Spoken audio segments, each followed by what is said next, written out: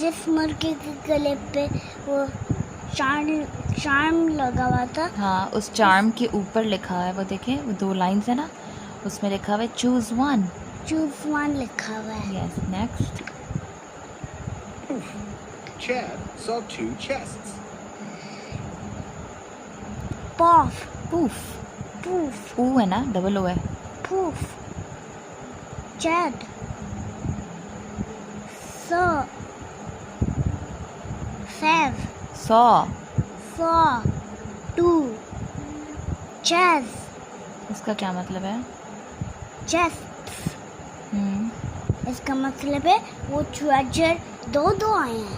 ہاں جب وہ یہ پڑھتا ہے اس کے نیکلس پہ چوز ون تو ایک دم سے اس کی نظر 2 چیسٹس پہ پڑتی ہے. Next. One chest was full of chips. One chest was was full full full of chips. اس کا کیا مطلب ہے؟ اس کا مطلب ہے ایک ٹریجر میں چپس آئے ہیں. اس کے اندر سارے کے سارے چپس تھے. جی. One chest was full of cheese. One chest was full of cheese.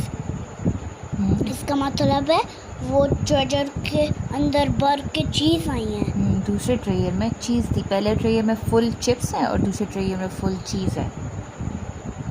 Next.